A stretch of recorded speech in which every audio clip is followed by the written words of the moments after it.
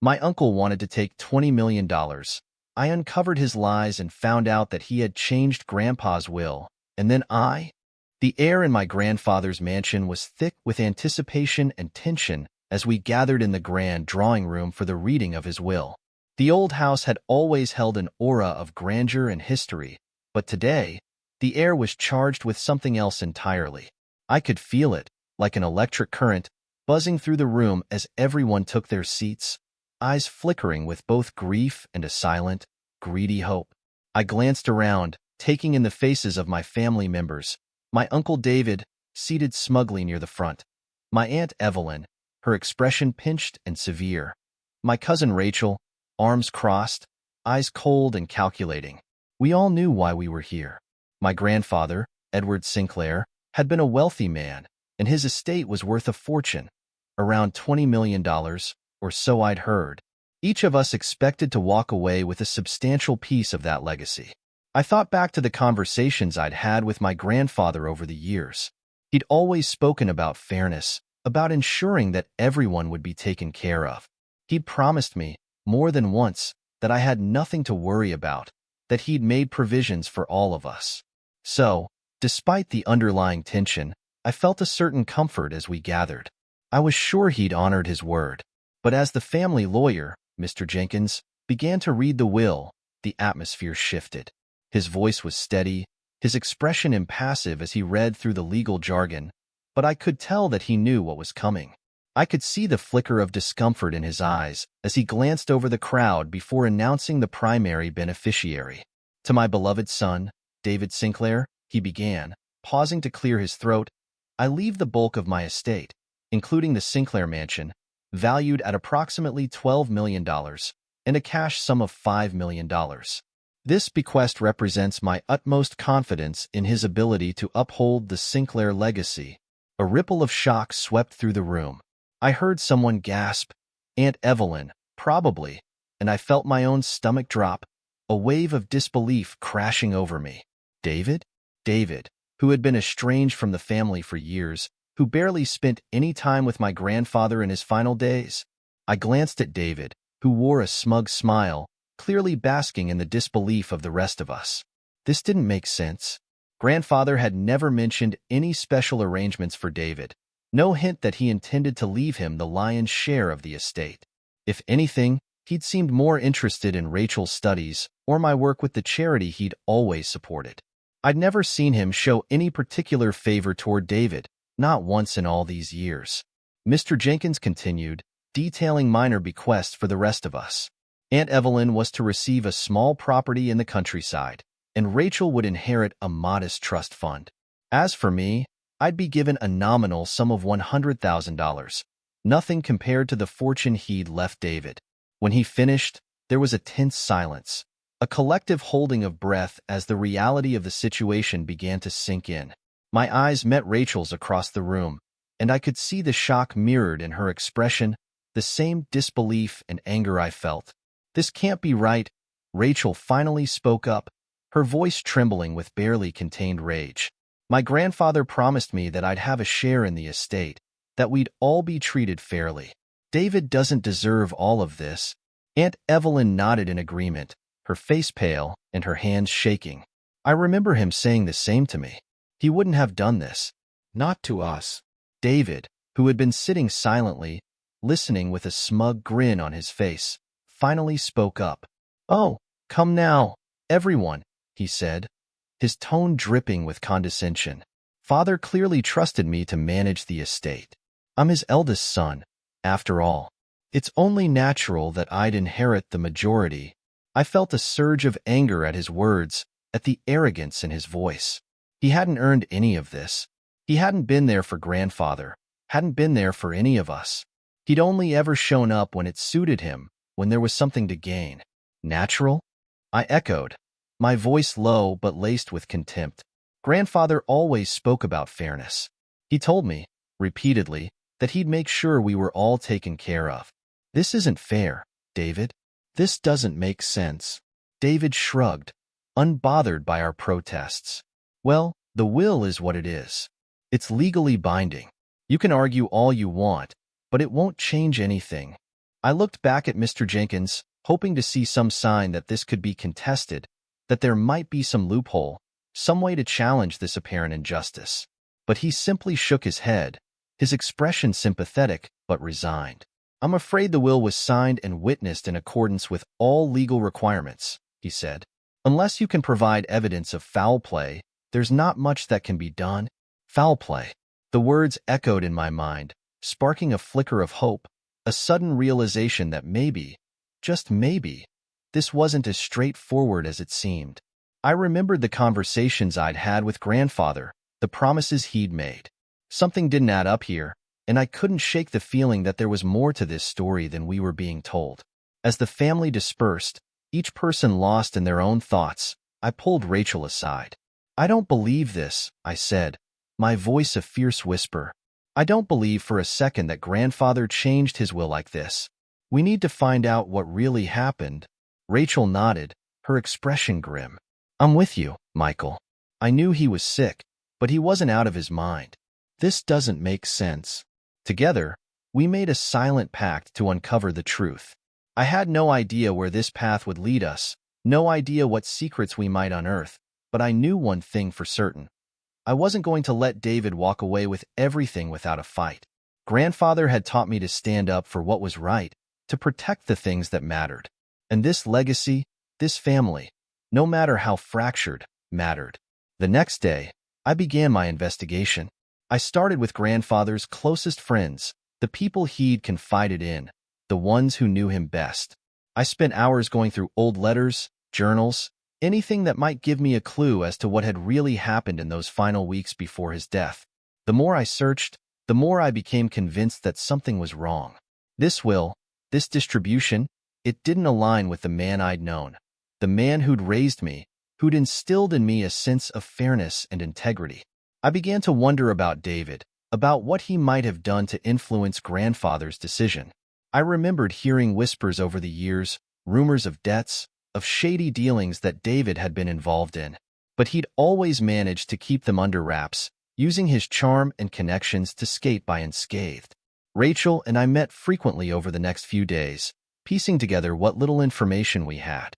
She'd uncovered some questionable transactions in grandfather's accounts, payments made to unknown entities in the months leading up to his death.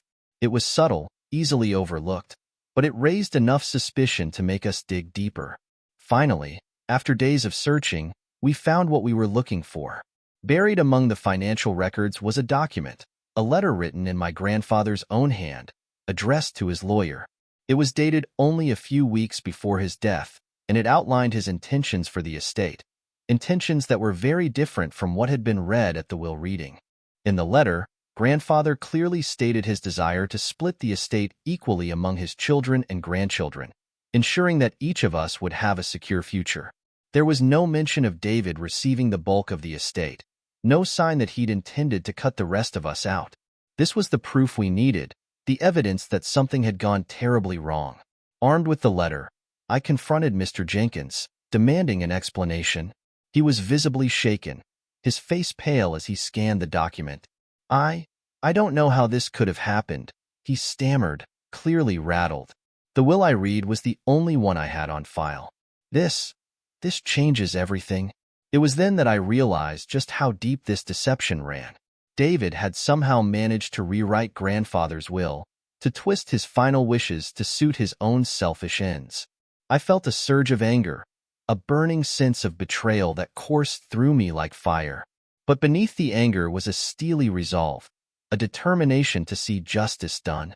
I knew that confronting David directly would be risky, that he'd deny everything, try to spin the story to his advantage.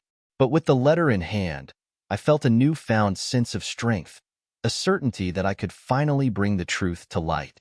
I wasn't going to let him get away with this. I wasn't going to let him tarnish my grandfather's legacy, to take what wasn't his to take.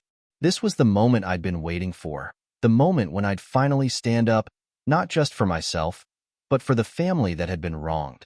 And I knew, deep down, that I was ready to face whatever came next, ready to fight for the truth, no matter the cost. The deeper I dug into the family's past, the more it felt like I was unearthing a labyrinth of secrets, each darker and more twisted than the last. After finding grandfather's letter that pointed to his original intentions, I couldn't shake the suspicion that there was much more lurking beneath the surface. I needed to understand why grandfather would have allowed his will to be changed so drastically and what role David had played in those final weeks. It didn't take long to discover that David had been visiting grandfather frequently in those last few months, often under the guise of helping him manage his affairs. I remember hearing about those visits in passing, never thinking much of them at the time. But now, in hindsight, they felt like part of a sinister pattern, a way for David to get close to grandfather, to manipulate him while he was vulnerable. I wasn't alone in my suspicions. My younger brother, Tom, had been there for the reading of the will, though he'd stayed mostly quiet, watching the proceedings with a pensive expression. He'd always been the quieter one between us, the type to observe from the sidelines, but I knew he wasn't naive. He'd seen the same look of smug satisfaction on David's face as I had, and I suspected he'd come to similar conclusions. When I confided in him about the letter and my suspicions, his reaction was immediate. "I knew it didn't make sense," he said, his eyes narrowing with a mixture of anger and determination. "David's always had a way of getting what he wants, no matter who he has to step on to get there. If he convinced grandfather to change his will, it wasn't out of love or loyalty. He was after the money." We decided to search grandfather's study together, hoping to find more clues about David's influence and any other secrets that might be hiding within those walls. The study had always been grandfather's sanctuary, a place filled with books and papers and mementos from his life. It was strange to be there without him, sifting through his belongings, but I felt a sense of duty driving me forward. I owed it to him to find the truth, to make sure that his final wishes were respected. As we searched through drawers and cabinets, we found old letters and documents, each one hinting at the complicated relationships that had woven through our family for decades. One letter, dated just a few weeks before grandfather's death, caught my eye. It was from David, and it read like a veiled threat, urging grandfather to do the right thing and make sure that the family legacy stayed intact. It didn't explicitly mention the will, but the implication was clear. "This must be it," Tom said, reading over my shoulder. David was pressuring him, and if grandfather was already feeling weak, he might have just gone along with it to keep the peace. I nodded, my mind racing as I considered the implications. If David had coerced grandfather, then his hold on the estate was built on lies and manipulation. But we'd need more than a single letter to prove it. We'd need to find concrete evidence that David had been involved in something shady, something that would reveal his true intentions. That's when I remembered an old box of files that grandfather had kept in the attic, a collection of records and documents that he'd once shown me when I was younger.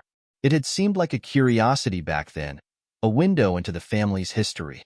But now, I wondered if it might hold the key to unraveling David's schemes. Tom and I hauled the dusty box down from the attic, setting it on the study desk and sifting through its contents. There were tax records, business transactions, even a few faded photographs. But it wasn't until we reached the bottom of the pile that we found what we were looking for. A series of financial records that detailed David's involvement in a string of dubious business dealings. The records were damning. They showed that David had been using the family's trust funds as collateral for risky investments that had gone south, costing the family millions. And yet, he'd managed to hide it, shifting the losses around to make it look like the trust was still intact. It was fraud, plain and simple, and it painted a clear picture of a man who was willing to do whatever it took to protect his own interests. But David wasn't the only one with secrets. As we continued to sift through the records, we found a series of transactions tied to Uncle Henry, another of grandfather's brothers. Henry had always been the black sheep of the family, the one who was perpetually down on his luck, always asking for loans and favors. But here, in black and white, were records showing that he'd been siphoning money from the family trust for years, covering up his debts and fueling his lavish lifestyle at the family's expense. I looked over at Tom, who shook his head in disbelief. "Unbelievable," he muttered. "All these years, they've been bleeding us dry, and grandfather never said a word." "He probably didn't know," I replied, feeling a sense of anger and betrayal that ran deeper than I could express. Or maybe he knew, but he thought he could keep it under control. Either way, It doesn't change the fact that they've been stealing from us, from the family, all this time. It was a bitter pill to swallow, realizing that the very people who were supposed to be looking out for us, the people who were supposed to be family, had been betraying us all along. But I knew that this was only the beginning, that there was still more to uncover, more secrets lurking in the shadows, waiting to be brought to light. Tom and I spent the next few days gathering everything we could, documenting every piece of evidence, every transaction, every letter. We built a case, piece by piece, until we had a mountain of proof that David had manipulated grandfather, that he'd used blackmail and deceit to secure his position as the primary beneficiary. But the closer we got to the truth, the more dangerous it felt. I couldn't shake the feeling that we were poking a sleeping bear, that David would stop at nothing to protect his secrets, to hold on to his ill-gotten gains. And then there was Uncle Henry, who'd clearly had his own reasons for wanting the will to stay hidden, for keeping his theft under wraps. The tension between us grew with each passing day, a simmering resentment that was waiting to explode. I knew that confronting them would be risky, that they'd deny everything, that they'd try to twist the truth to their advantage. But I was done being a pawn in their game. I was done letting them manipulate the family, letting them steal from us without consequence. Finally, I decided to confide in Rachel.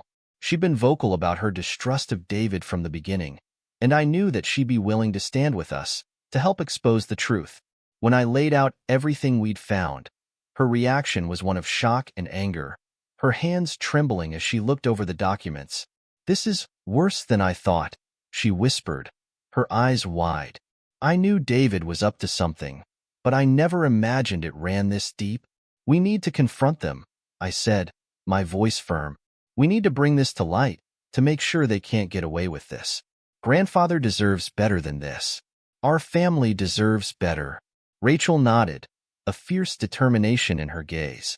"I'm with you, Michael. Whatever it takes, we'll make sure they pay for what they've done."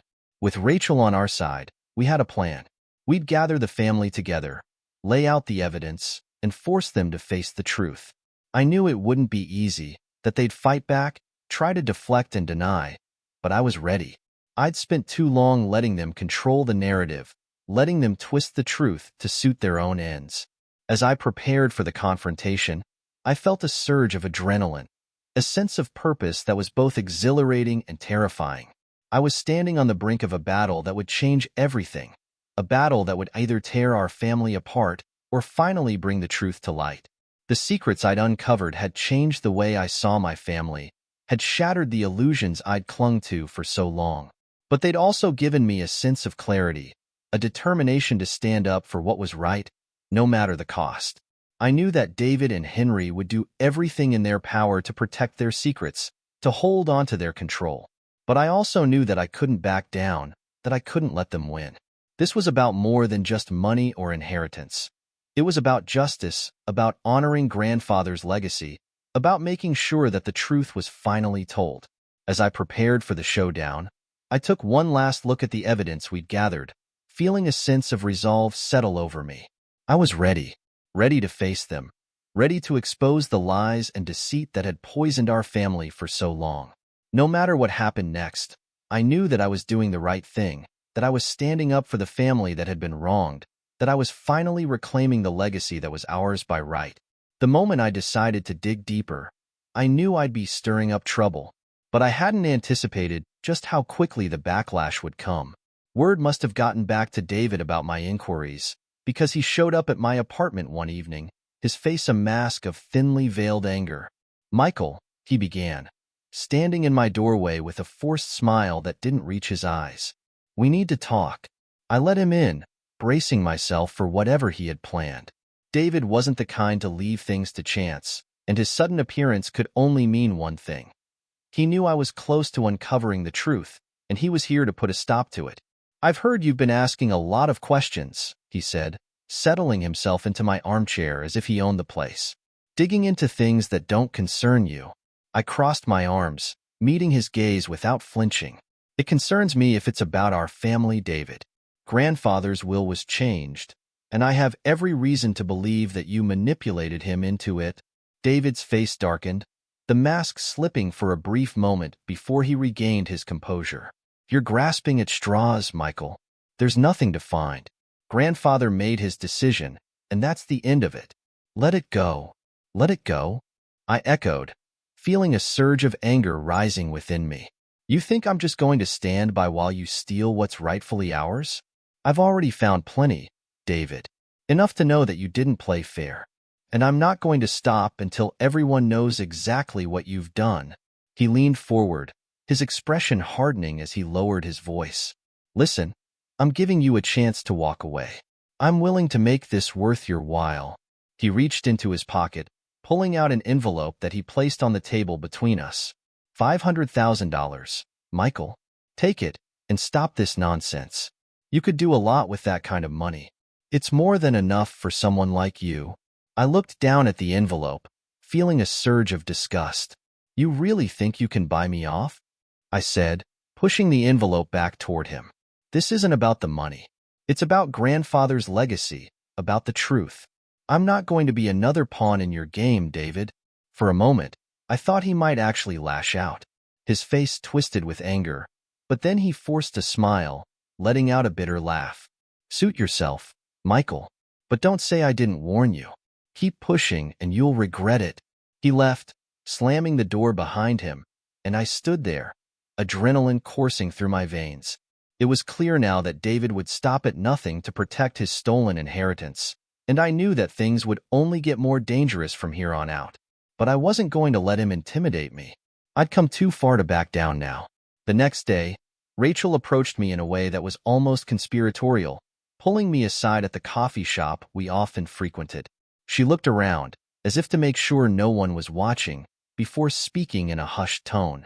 I need to talk to you, she said, her expression tense. I have something that might help, but I wasn't sure if I should say anything. I raised an eyebrow, intrigued. What is it? Rachel hesitated, biting her lip as she glanced around again. I found some documents a while back. Evidence of David's dealings, his schemes, the blackmail. I kept them hidden because I was afraid. You know what he's capable of. But now, after everything, I can't just sit back and do nothing. Why didn't you tell me sooner? I asked, trying to keep the frustration out of my voice. I didn't know if I could trust you, she admitted, her voice barely a whisper. And I didn't know if I could handle the fallout. But I can't stand by and watch him destroy what's left of this family. Not anymore. I nodded, understanding the weight of her decision. David had cast a long shadow over all of us, and it wasn't easy to go up against him. But Rachel's willingness to come forward gave me a renewed sense of hope, a feeling that, together, we might actually have a chance to take him down. Show me what you've got, I said, my voice steady with resolve. She handed me a folder, and as I flipped through the pages, I felt a chill run down my spine. The documents painted a damning picture, detailing David's history of manipulation, his use of blackmail to get what he wanted, and even hints that he'd been exploiting grandfather's deteriorating mental state in those final weeks. He pressured grandfather into changing the will, Rachel said, her voice trembling. He used his condition against him, played on his fears, convinced him that this was the only way to protect the family. It was all a lie. As I took it all in, a plan began to form in my mind. We needed to confront David, to bring everything into the open, but we couldn't do it alone. We needed the rest of the family on our side, needed to expose him in a way that would leave no room for denial or deception. There's a family gathering this weekend, I said, looking up at Rachel. It's the perfect opportunity. We'll bring the evidence, lay it all out, and let the truth speak for itself. He won't be able to talk his way out of this. Rachel nodded, a spark of determination lighting up her eyes. Let's do it. It's time we put an end to this. The days leading up to the gathering were a blur of preparation and nerves. Tom, Rachel, and I met regularly, going over the evidence, rehearsing what we would say, bracing ourselves for the inevitable storm. We knew that David would fight back, that he'd try to twist the narrative, to paint himself as the victim. But we were ready. We had the truth on our side, and for the first time, I felt a sense of control, a feeling that we might actually be able to make things right. When the day of the gathering arrived, I could feel the tension in the air, a palpable sense of unease that hung over the room like a storm cloud. Family members milled about, exchanging pleasantries, but there was an undercurrent of suspicion, a sense that everyone knew something was amiss. I took a deep breath, stepping forward as I gathered everyone's attention. "Thank you all for coming," I began, my voice steady but firm. "There are some things we need to discuss. Things that have come to light since grandfather's passing." David shot me a warning look, but I ignored him, focusing instead on the faces of the people I cared about, the family I was fighting to protect. I laid out the documents, showing them the evidence of David's manipulation, his use of blackmail, the way he'd preyed on grandfather's vulnerability to rewrite the will in his favor. The room was silent as I spoke, each word landing like a blow, each piece of evidence chipping away at the facade that David had so carefully constructed. I could see the shock in their eyes, the dawning realization that they'd been deceived, that the man they trusted had betrayed them. David tried to defend himself, tried to spin the story, but the weight of the evidence was too much. He stumbled over his words, his face growing pale as the truth became undeniable. For the first time, he looked vulnerable, exposed, his carefully curated image crumbling before our eyes. "This is ridiculous," he stammered, his voice filled with desperation. "You're all just jealous, trying to ruin me because you didn't get what you wanted. None of this proves anything." But I could see that his words were falling on deaf ears. The family was no longer buying his lies, no longer willing to look the other way. I watched as they turned on him, their anger simmering, their sense of betrayal palpable. "You've taken enough from us, David," Aunt Evelyn said, her voice filled with bitterness. "You've lied, you've manipulated, and now it's time you faced the consequences." Rachel stepped forward, her gaze fixed on David with a fierce intensity. "You can't control us anymore. We won't let you destroy this family. Not again." With that, David's composure shattered. He lashed out, spewing accusations and threats, but it was too late. The family had seen him for who he truly was, and there was no going back. I felt a sense of relief. I realized that we'd won, that we'd finally broken free from his grip. In the days that followed, we took steps to challenge the will, to restore grandfather's original intentions. It wasn't easy, and there were still battles to be fought, but I knew that we were on the right path. The family had come together, united in our determination to rebuild, to heal the wounds that David had inflicted. For the first time in a long time, I felt a sense of peace, a feeling that we could move forward, that we could reclaim the legacy that had been stolen from us. And as I looked around at my family, at the people who had stood by me, who had fought with me, I knew that we'd emerge from this stronger, more resilient, ready to face whatever came next. The trial dragged on, a grueling affair that tested our resolve at every turn.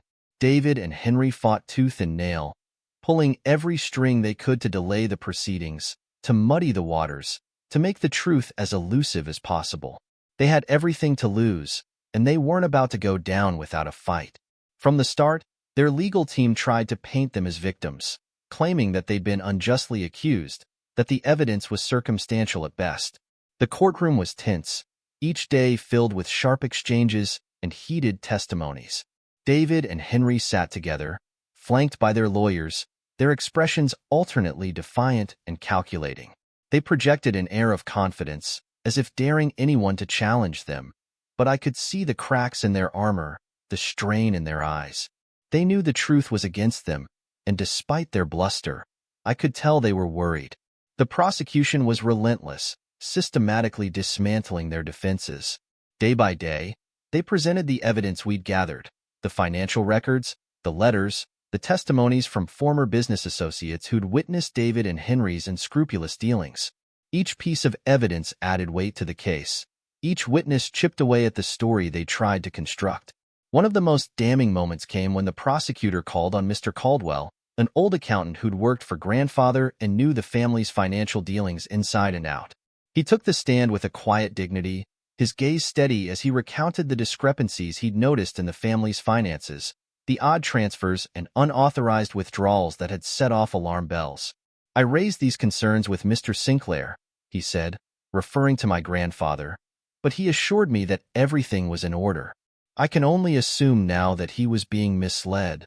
The defense tried to shake him, to imply that he'd misinterpreted the data or had a personal vendetta against David and Henry, but he held firm, his testimony clear and unshakable. It was a powerful moment, one that left a palpable impact on the jury. But the tension didn't end there. David himself took the stand, hoping to sway the jury with his charm and his practiced air of innocence. He spoke about loyalty, about family, weaving a story that cast him as a dutiful son, a misunderstood brother who'd only ever wanted to protect the family legacy. His performance was almost convincing, but as the prosecutor cross-examined him, the facade began to crumble. "Mr. Sinclair," the prosecutor asked, his tone cutting through David's practiced demeanor, "can you explain why these funds, supposedly intended for family investments, were diverted into private accounts under your name?" David shifted in his seat, his eyes flickering with a hint of panic before he regained his composure. "It was a temporary measure," he said, his voice steady. "The family's finances were in turmoil, and I was simply trying to keep things afloat. It was all with the intention of restoring the funds." The prosecutor leaned in, a faint smile on his lips.